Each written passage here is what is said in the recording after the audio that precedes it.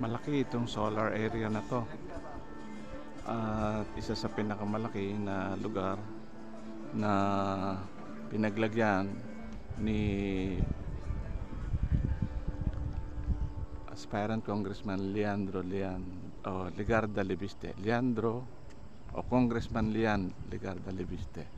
Ayan yung solar panel na mababa lang pala, kaya kahit bumagyo hindi siya basta mababaliktad o hindi basta magigiba.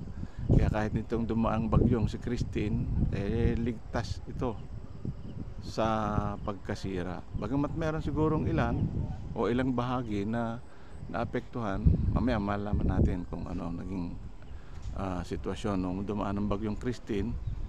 Pagkatapos yung yun namang Leon, hindi naman gaanong nakaapekto, pero yung ulan ay hindi naman natitinag ng ulan itong mga panel na ito.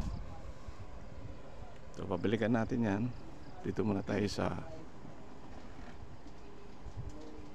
candidates presenting solar panel. Let me show you the plant layout. So this is we are here at Paraiso, Barangay Paraiso, Calagayan. So we have two sites here in Barangay Paraiso and the nearby barangay, which is Barangay Biga, connected through overhead lines around 1.8 kilometers. So this is the layout. As you can see, Paraiso and then Barangay Biga. So as you can observe, there are different colors. So that means we divided the plant into blocks for easier us to monitor the equipment located in each block. So in Paraiso we have 19 blocks and we have 4 blocks in Biga. So we have 23 blocks for the whole plant. So that's the whole capacity is 63.3 megawatt peak.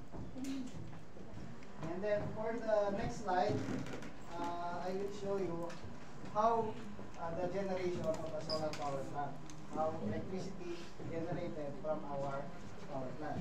So first, we have the solar panels, as you can see, all over